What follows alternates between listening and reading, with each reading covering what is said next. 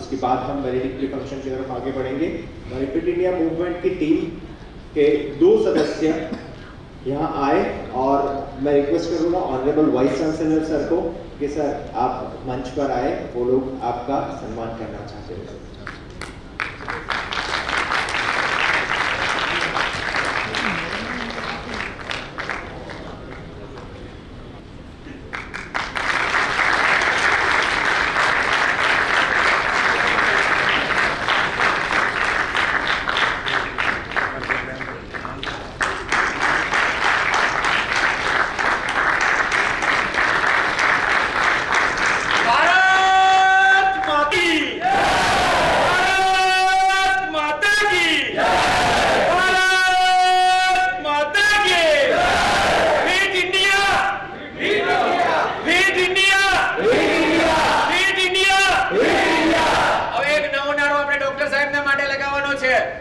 Fit India આપ સૌએ કહેવાનું છે fit Gujarat, fit India, fit Gujarat, fit India, fit Gujarat, fit India, fit Gujarat.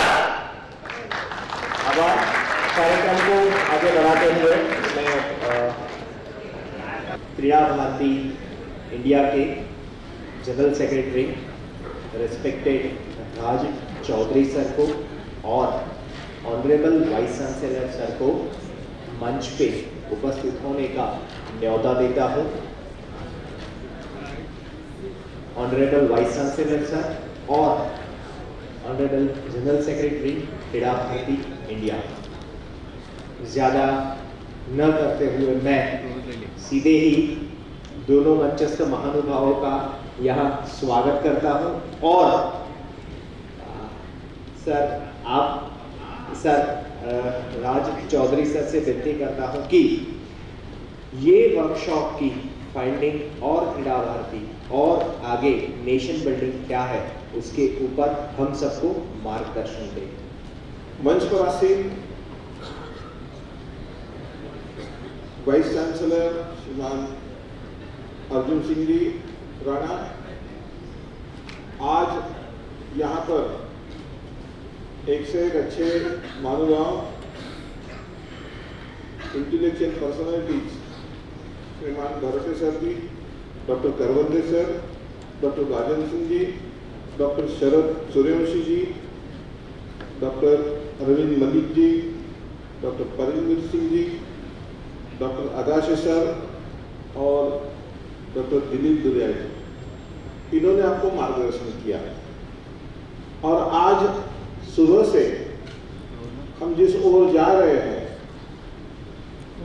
कि पुराने समय में खेल कैसे थे और पुराने समय में खेलने से लोगों की सेहत कैसी थी और आज आधुनिक खेल जो आ रहे हैं उनके कारण क्या होने वाला है, अपने देश का भला कैसे होगा और राष्ट्र का निर्माण, पुनर्निर्माण जो कहते हैं कि नेशन बिल्डिंग, ये कैसे होगा, इस विषय की ओर हम सब चल रहे हैं।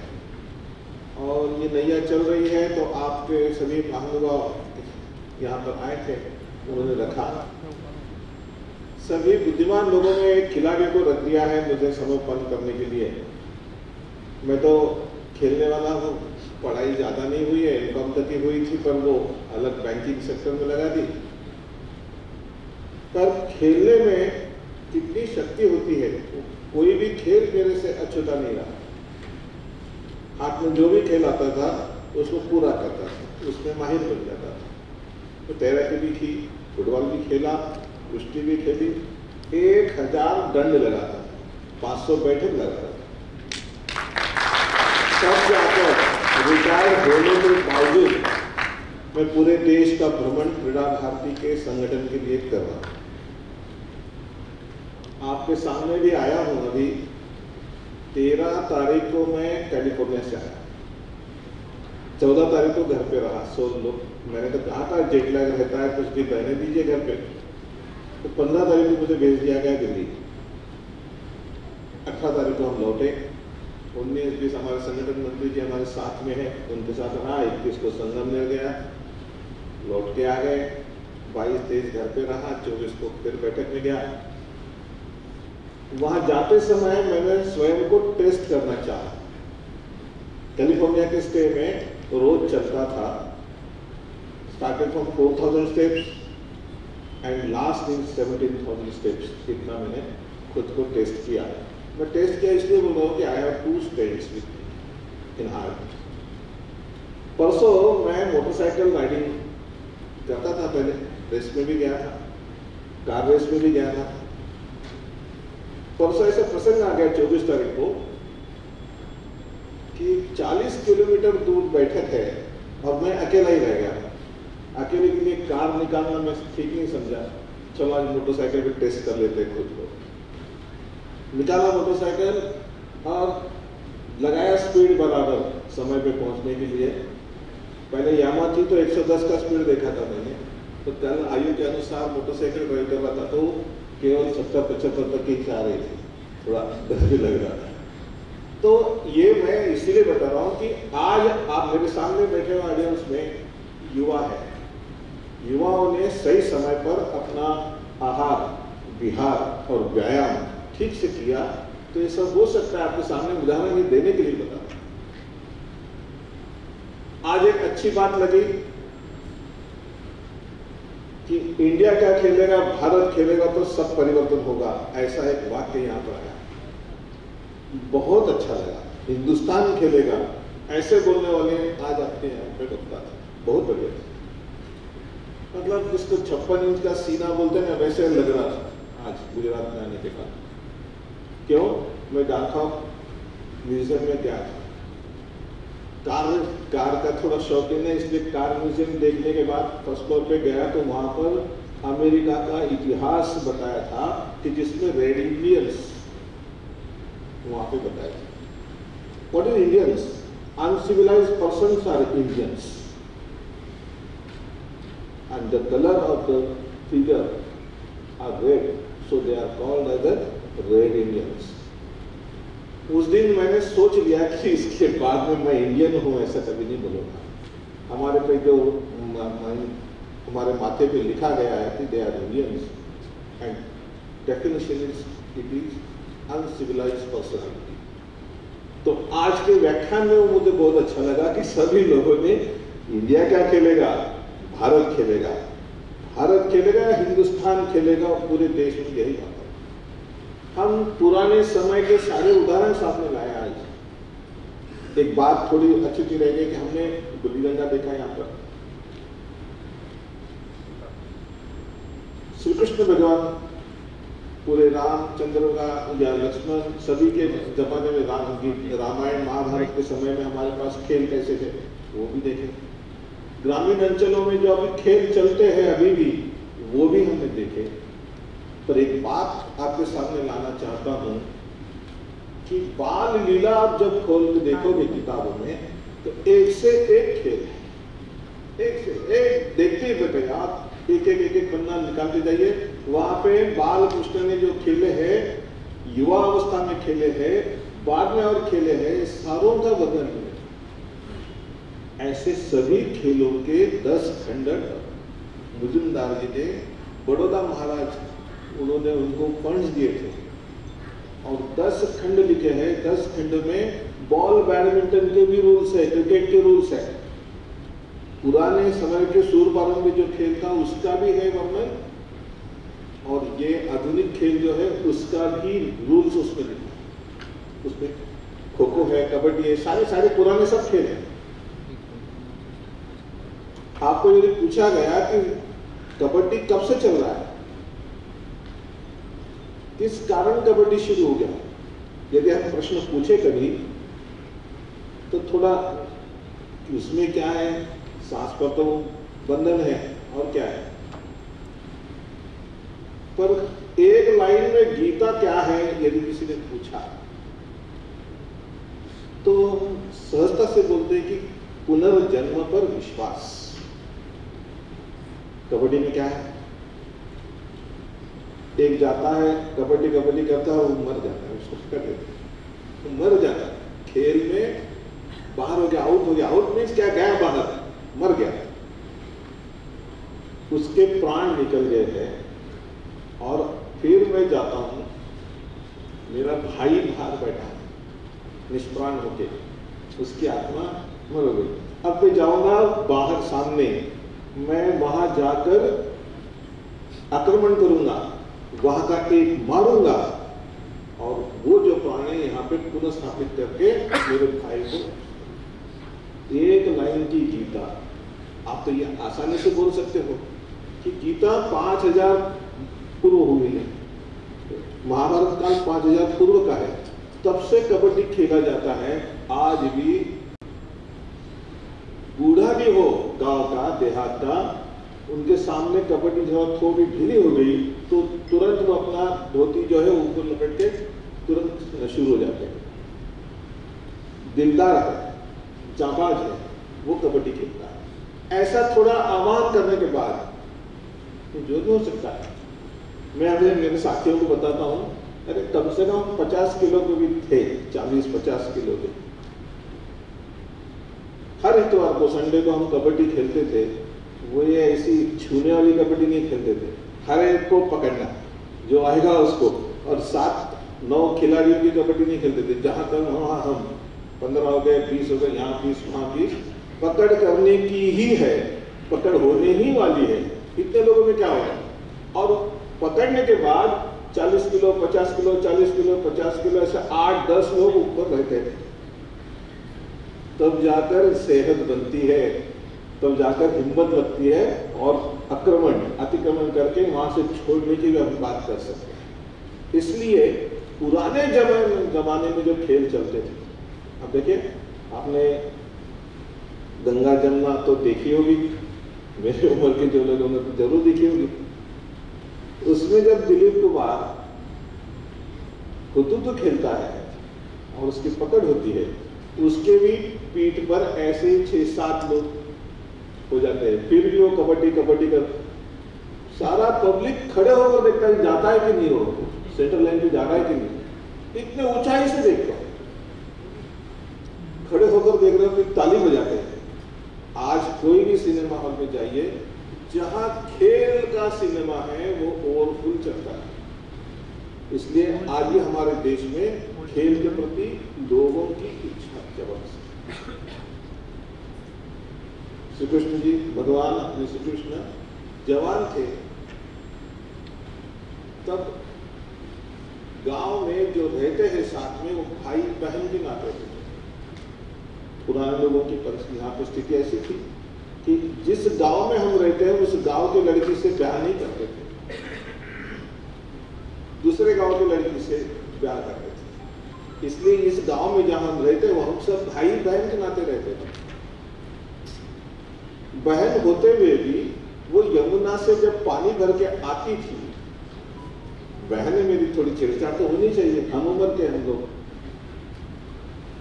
तो बराबर गुलेल से निशाना लगाते थे। अभी निशानेबाजी कहां से आ गई, गुलेल से निशाना लगाते थे, मटका फोड़ते थे, मेरे बहन को भिगा देते थे,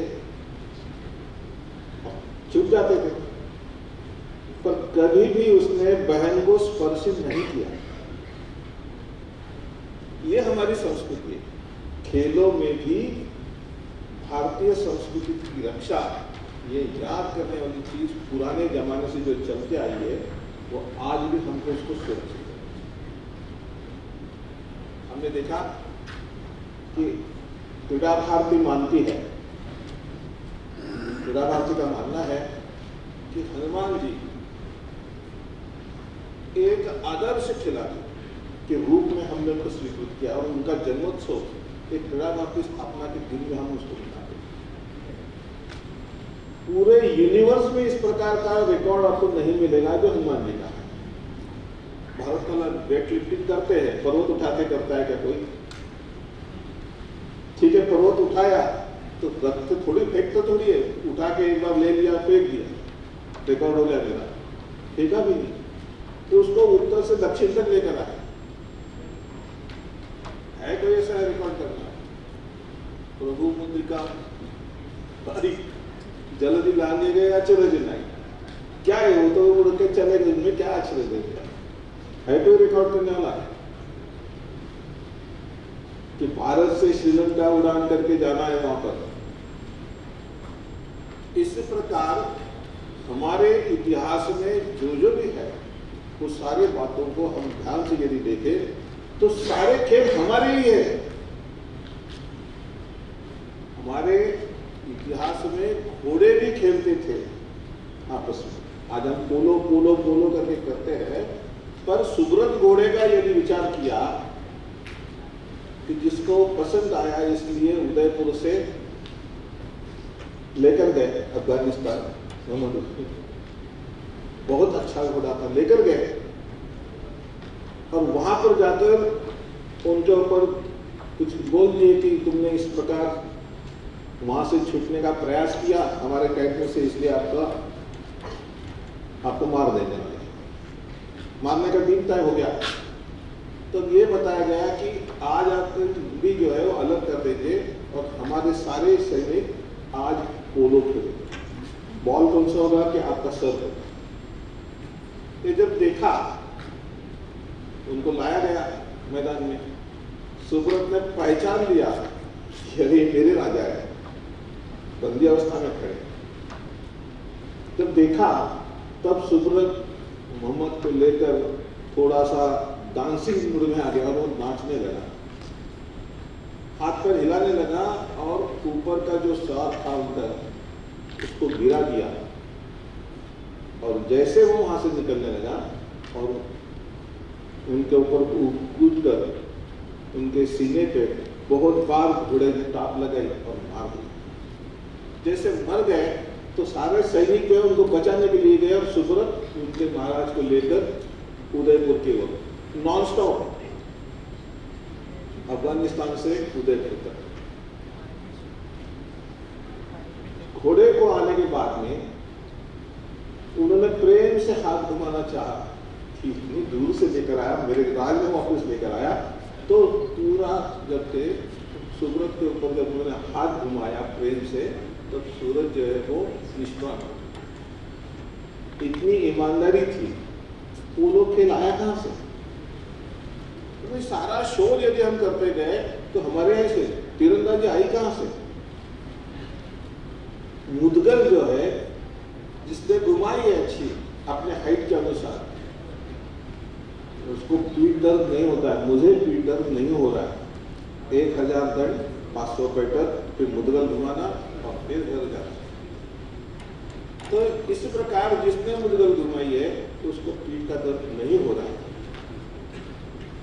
आप सभी खेल के प्रति सभी ने जो प्रेम व्यक्त किया है, आज दिन भर आप जो थे यहाँ पर, तो ये सभी महानुभाव ने जो बताया उसके आगे मुझे थोड़ा सा बताना है आपको। पीएम साहब का एक लेटर है, फरवरी में उन्होंने निकाला है।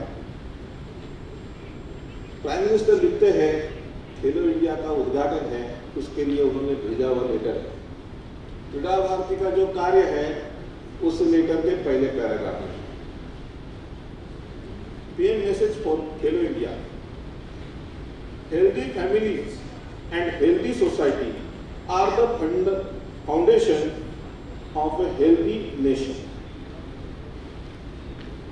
A vital aspect of all-round personality development, sport are a means to increase physical and mental fitness among people of every age, particularly for our youth. This is a message of our beloved Prime Minister for opening ceremony of Khelo India, which is now going on in Bangalore. ये क्रीड़ा भारती का काम, जैसे health for all बता रहे थे, sports for all, हम कह रहे थे हेल्थ फॉर ऑल। सर्वे संतु निरामया, ये क्रीड़ा भारती कह रही है। और वही बात हमारे प्राइम मिनिस्टर भी थे। मन की बात जो एपिसोड हुए उसमें खेल के ऊपर जो एपिसोड हुए हैं वो आप कृपया सुनिए, पढ़िए। क्रीड़ा भारती जो करना चाहती है वही बात है। मैं मन से धन्यवाद देता हूं कि जैसे कि हमारा पड़ोसी शायद पीएमओ में भी जाता होगा और वो भगवान मालूम नहीं कैसे है कि बात तो एक ही होती है, जो हम लिख रहे हैं बता रहे हैं आप लोगों को, वो वहां से भी वैसे आ रही है ऐसे लगता है। माताओं में यदि आत्मविश्वास बढ़ा तो बच्चों में खेलने के लिए विश्वास बढ़ता है। माँ यदि खेलने को बोलती है तो क्या तो अच्छा। मैं स्विट्जरलैंड गया था, मैं और मेरी पत्नी, हम दोनों एक तालाब के किनारे दूर में लॉन्ग वॉक पर जा रहे थे। दोनों जाते समय देखा कि एक पति पत्नी अपने छोटे से बालक को एक तालाब के किनारे पे थोड़ा तैरने के तरीका बता रहे थे। स्विमिंग कॉस्ट्यूम में दोनों थे, माता पिता और बच्चे भी वैसे रखा था। मैंने देखा थोड़ी देर और हम लोग चलते चलते गए। 1-2 किलोमीटर जाकर फिर लौट के आ रहे थे, फिर भी वो वैसे ही खेल रहे थे बच्चे के साथ। हम लोग लौट के आए तब देख रहे थे कि उसके पिताजी बच्चे के, वो बच्चे को लेकर दोनों हाथ पकड़ के ऐसे खड़े हैं ऊपर तालाब के बाहर, और उसकी माँ तालाब में खड़ी है। वो बोल रही है, वो जर्मन में कर रहे थे, इंग्लिश तो नहीं करते वहाँ पर, दे हेट इंग्लिश। स्विट्जरलैंड में जर्मनी में बात करते हैं और इंग्लिश में नहीं करते। तो कह रहे थे एक्शन ऐसे थी, इतना क्यों डर रहे, मैं खड़ी हूँ ना अंदर, और वो कह रहा था पकड़ेगी मेरा वो ऐसा फेंको ऐसा। जब थोड़ा बाबा डर गए थे, फिर बार बार पत्नी बोल रही तो उन्होंने बच्चे को फेंक दिया। अब माँ है, बंदरिया शुरू हो गया, तो ये माँ इंसान है, उसने तुरंत बच्चा जैसे पानी में गिरा वो पीछे हट गई। मैं देख रहा था, बच्चा पानी में नीचे गया, बच्चा हाथ मारते मारते ऊपर आया, ऊपर आने के बाद में उसने फिर हाथ लगाया और फिर एक राउंड बच्चे को मारा। मेरे देश की हर माता इस प्रकार आत्मविश्वास पूर्ण अपने बच्चे को डेयरिंग सिखाने वाली मां होनी चाहिए, तब जाकर इस देश में कोई भी अछूता नहीं रहेगा। वो खेलने वाला बनेगा। खेल ओलंपिक का खेल जैसे कहानी बताइए कि केवल जीतने के लिए नहीं खेलना है, सहभागिता करने के लिए खेलना है। 100 लोगों से एक जीतेगा तो 100 लोग यदि पार्टिसिपेशन करते हैं तो उसको खेल में ला देते हैं। इस प्रकार सुना आज आपने, स्पोर्ट्स इज अ स्प्रिट, सुना आज आपने।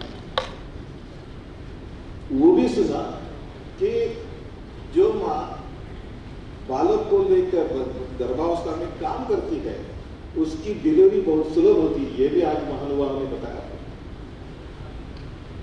मैंने वो भी देखा, स्विट्जरलैंड में साइकिल चलाना एक बहुत एक फैशन है, और साइकिल के पीछे छोटा कैरियर और छोटा वो पेड़ बोलते हैं वैसा छोटा सा बालक 3-4 महीने का, तो गोपेड़ में पीछे बिठाया हुआ उसको बांधा है और माँ साइकिल चला रही है और वो पीछे यहाँ वहाँ देखते हुए बालक जा रहा है। मतलब इतने छोटे से बालक को स्पीड क्या होती है इसके अनुभव देने के लिए खेले वहाँ चलते हैं सब। तो इस प्रकार मॉडर्न गेम्स के ओर भी यदि हम ध्यान देते हैं तो एक नया गेम बना है रोल बॉल, सुना होगा आपने। राजू दाभाडे नाम का एक गरीब लड़का पढ़ाई करता था और घर घर जाकर न्यूज़पेपर वो डालता था। साइकिल पे जाता था, साइकिल पंचर हो गई, फिर दौड़ के जाता था। तो सब करके दूसरी जगह और काम पे जाना था, इसलिए भी क्या करे इसके लिए, तो वो एक कबाड़ी बाजार होता है, वहां से जाकर वो स्केटिंग के लेकर आया। फिर स्केटिंग कर उसने सीखा और फिर पेपर हाथ में लेकर स्केटिंग करते करते इसका फेंक दिया, उसका फेंक दिया, इसका फेंक दिया, ऐसे करते करते जाने लगा। और फिर राजू बास्केटबॉल, वॉलीबॉल सारे जो खेल है वो खेलते हैं सबके साथ में। Skating plus handball, skating plus volleyball, ऐसे करते करते गया और राजू दाभाडे ने ये नया गेम जो है वो इसका आविष्कार पुणे में किया। 35 देशों में खेल चल रहा है। उसका निर्माण कैसे हो गया ये ध्यान में आया, तो फिर स्केटिंग की स्किल्स जो है वो समझ में आएंगे, और फिर कितने लोग खेलते, 5 लोग खेलते, 10 लोग खेलते, सारी बातें आपको ये। इस प्रकार मॉडर्न गेम्स के ऊपर भी ध्यान दिया। हमारे एंशियंट गेम्स तो हमारे पास में है ही, उसका विकास उत्कर्ष करना क्रीड़ा भारती अपना ध्येय समझती है, हम करेंगे जरूर। पर साथ में जो इस भूमि में जन्मता है, उसका जन्म होता है, उसको खेलने का अधिकार है, राइट टू प्ले। हमारे जयपुर के अधिवेशन में कर्नल राठौड़ जी ने कहा था कि राइट टू प्ले होना चाहिए, और जो जमीन खाली है, बिल्डिंग बनने वाली है, बनने में 4-5 साल लगेंगे, तब तक क्या उसको वैसे ही रखना है क्या? इसको वहां पर खेलने के लिए लोगों को मिलना चाहिए, इसलिए हम कानून बनाएंगे, ऐसा उन्होंने वहां पे डिक्लेरेशन किया था। इसलिए क्रीड़ा भारती चाहती है कि चाहिए तो संविधान में आप परिवर्तन कीजिए, और हर एक आदमी को जो इस देश का नागरिक है उसको राइट टू प्ले, खेलने का अधिकार, ये सबको मिलना चाहिए। ऐसा बहनों को खेलने के लिए प्रवृत्त करना क्रीड़ा भारती अपना काम समझती है। इसलिए हमारा एक आयाम है सक्षम महिला, निर्भय महिला। बहनों के लिए हम काम करते हैं। बहनें यदि थोड़ा जितना समय उनको मिलता है, उतना समय वो 10 मिनट खेले, 20 मिनट खेले, आधा घंटा खेले, 1 घंटा मिलता है, 1 मिनट, जब समय मिले तब खेले। उनको देखकर बहनें जब खेल रही है, घर की बहू खेल रही है, तो सासू माँ भी आ जाएगी, थोड़ा मैं भी खेलती हूँ, मैं भी बचपन में खेलती थी, तेरे साथ खेल लूंगी, वो आ जाएगी। आप देखते हैं यदि कोई बहन स्कूटर पर जा रही है, अब वो ओवरटेक करके आगे चली गई, थोड़ा याद कीजिए, अरे लेडी है और ओवरटेक करके जा रही है, तो क्या होता है, कैसे कर गई? हम भी उसके पीछे पीछे जाकर उसको ओवरटेक करके जाते, कौन है क्या है वो देखते नहीं, पर वो एक पुरुषों का जो है ना, वो वहां पे पुरुष अभिमान वो निकलता है। तो ये बहन जब अपने घर के सामने पार्किंग में कुछ खेलती है, तब उसके बच्चे भी बोलते हैं माँ मैं भी खेलूंगा तेरे साथ। तो पुरुषों को खेलने के लिए प्रवृत्त करने के लिए बहनें बहुत बड़ा काम कर सकती है। इसलिए क्रीड़ा भारती चाहती है कि बहनें जैसे समय मिलेगा, जो खेल उनको खेलने को आएगा वो जरूर खेलें, तो खेल जगत जो है वो जल्दी से जल्दी उभर जाएगा। आज देखिए सिलेक्शन पॉलिसी क्या है, भ्रष्टाचार मुक्त सिलेक्शन होना चाहिए। ऐसे क्रीड़ा भारती के 4-5 कार्यकर्ता खेल मंत्री जी से पूछने गए, भ्रष्टाचार कहाँ कहाँ कैसे कैसे हो रहा है सब बताया। तो जो बातें हमने बताई थी, इस प्रकार भ्रष्टाचार दूर हो सकता है, तब जाकर उन्होंने देखा तो 2-2.5 साल लगे, पर भ्रष्टाचार मुक्त सिलेक्शन खेलो इंडिया में हो रहा है। जो बच्चों का सिलेक्शन होता है उनका अकाउंट खोला जाता है, उनके प्रशिक्षक का अकाउंट खोला जाता है, और हर महीने 40,000 रुपए उनके अकाउंट में जाता है। निश्चयस काम करने वाली हमारी संस्था है। हम बोलते नहीं कि हमने कहा इसलिए वो हो रहा है, ऐसा करना बराबर नहीं है। सुझाव देना बात बराबर है, सुझाव पर अभ्यास करके उन्होंने कुछ निर्णय करना बराबर है, ये सरकार का निर्णय है। ऐसे हम पर पहल की थी, आप सबके सामने आना चाहिए इसलिए बताया। स्कूल में सिलेक्शन सिस्टम क्या है, आज की स्कूल और यूनिवर्सिटी में से सिलेक्ट होता है। घर पे लोगों को संभालने के लिए यदि मैं काम धंधा मुझे करना चाहिए, मैं शिक्षण नहीं कर सकता हूँ, पर मैं अच्छा खिलाड़ी हूँ, मैं सुबह 6 से दोपहर को 2 बजे तक ड्यूटी करता हूँ, थोड़ा आराम करने के बाद शाम को खेलने जाता हूँ, जिस मैदान में जाता हूँ वहां पे मैं उत्कृष्ट खेलता हूँ, बिल्कुल अच्छा खेलता हूँ सबके सामने, पर there is no system to select me as a player. कहाँ खेलेगा? जब खेल मंत्री जी के सामने विषय रखा कि वो कहाँ से सिलेक्ट हो जाएंगे बताइए ना, कोई लेने को तैयार नहीं इनको। तब जाके एक ऐप बनाने को बोला था उन्होंने, अभी बना नहीं है, तो उन्होंने कहा था हमको कर्नल राठौड़ जी ने कि एक ऐप ऐसा बनेगा कि जिसमें जो चाहे वो रजिस्ट्रेशन कर सकेगा, उनकी जन्म तारीख एक बार वहां पे हुई तो कभी चेंज नहीं होगी, और उस ऐप में 1 मिनट का आपका वीडियो डालना है, सारे डिटेल्स भरने के बाद आपका एक जो खेल आप खेल रहे हो उसका वीडियो अपलोड करना है। वो देखने के बाद Sai will decide, sports authority of India will decide कौन सा गेम इनको हम खेलने बोले, इनको कौन से खेल के लिए ट्रेनिंग दे। He will be, she will be the asset of our nation. ऐसा ऐप उन्होंने बनाने को बोला था, प्रोसेस में पाइपलाइन में होगा। पर यदि ऐसा होगा तो देश के जो शिक्षण के विपरीत काम कर धंधा कर रहे हैं और अच्छे खिलाड़ी हैं वो भी इसमें आ सकते हैं, ऐसा क्रीड़ा भारती का प्रयास है। तो ये मॉडर्न आधुनिक युग में भी यदि हम खेलते हैं, एंशियंट गेम्स का विचार करें तो वो बहुत ही सुंदर खेल है, आत्मविश्वास बढ़ाने वाला। बस बहुत सारा तो आपने सुना, मैं भी आपके साथ पूरा समय बैठकर कंसंट्रेशन देकर सब सुन रहा था।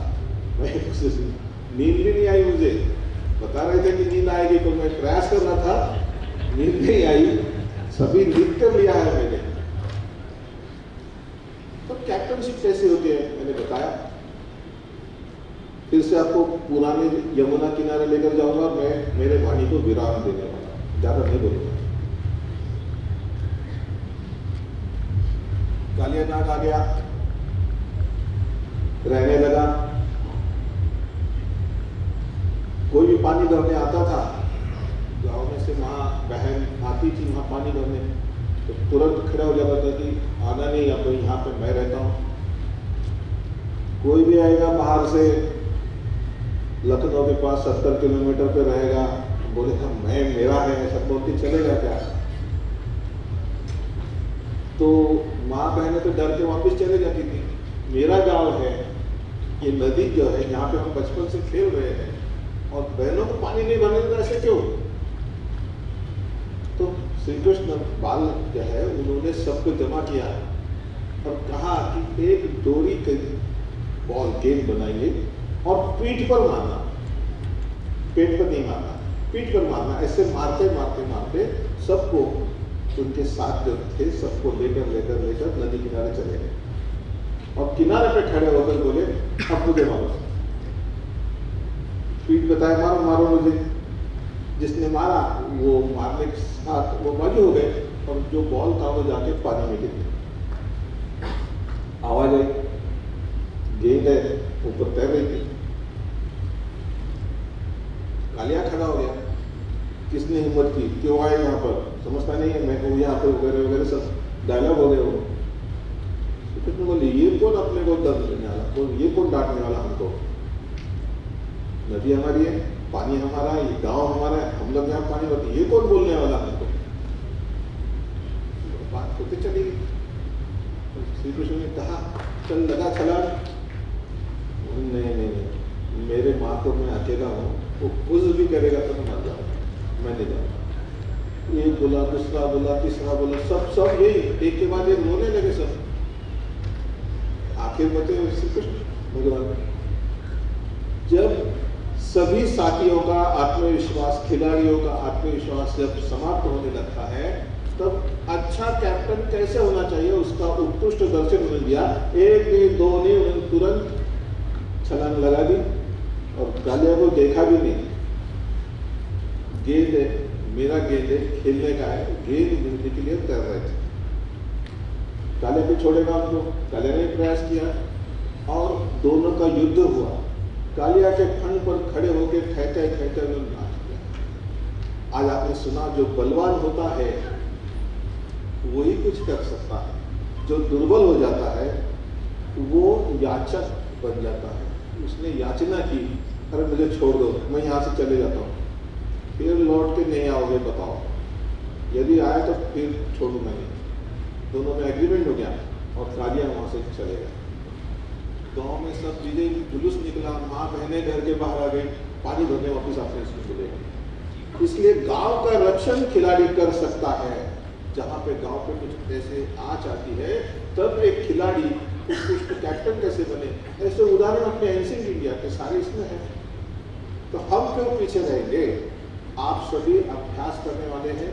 मैंने जो विषय आपके सामने रखा, भारतीय संस्कृति का रक्षण करना, पुराने खेलों को फिर से उजागर करना और खेलते खेलते खेलते सभी को साथ में लेकर इस देश का उद्धार करना, यानी नेशन बिल्डिंग के लिए हमारा फिर से एक प्रयास करना, जिसमें पैसों की इतनी बढ़त है। हम लोग तो ये सोचते आ रहे हैं कि आज जीडीपी के नाम से बोल रहे थे, हमने सुना जीडीपी।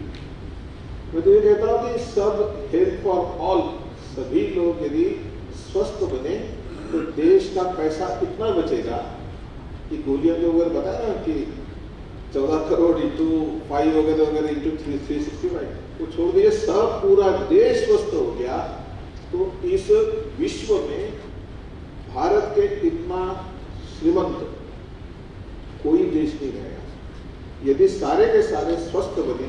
क्रीड़ा भारती वही चाहती है कि खेलों द्वारा आप अपना उत्कर्ष कीजिए, खेलों द्वारा आप अपना स्वास्थ्य जो है वो उत्तम रखें और चरित्र निर्माण करने के लिए आप खेल के मैदान पे आए। क्रीड़ा वृत्त्या सदाचार राष्ट्रदेव पुति युवा, राष्ट्रदेव यदि निर्माण करना है तो युवाओं को इस प्रकार काम करना पड़ेगा और भारत के संस्कृति को ध्यान में रखते हुए हमको आगे बढ़कर स्वयं को, आप सभी को साथ में आकर इस देश को पुनर्निर्माण, वो जो पुराना वैभव था, वैभवशाली भारत था, भारत विश्व गुरु बनने के कार्य में आप सभी स्वस्थ भारत बनाने के लिए प्रयास करें। यही बात अंतिम बताते हुए मैं वाणी को विराम देता हूँ। सभी को धन्यवाद।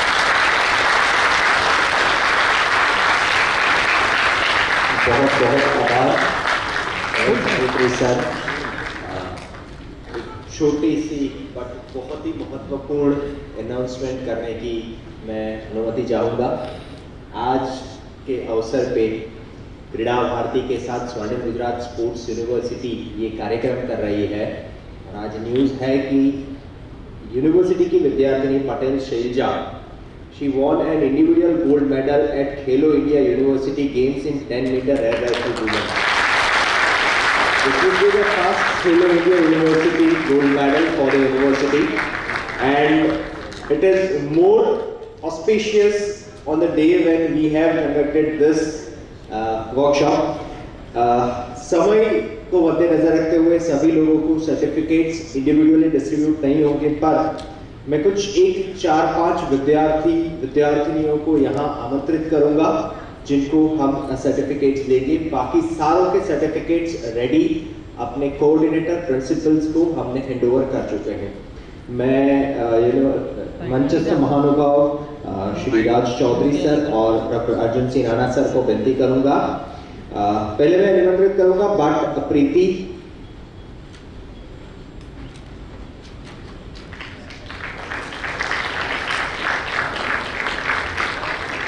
रावल शीतल,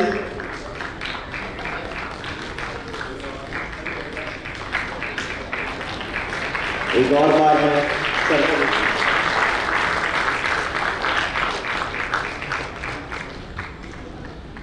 दीक्षा Singh,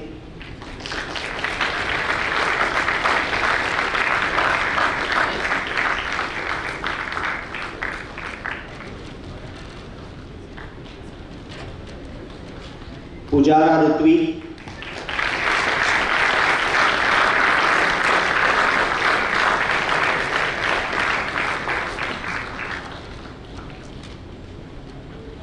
हेमित Shukla,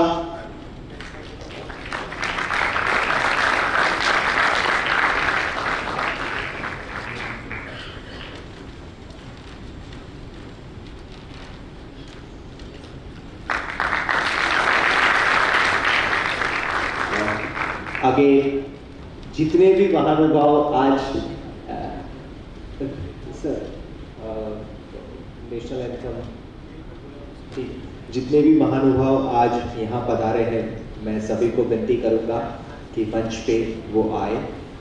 respected Prasad Mahankar sir, respected Milind Dange sir, Ramesh Prajapati sir,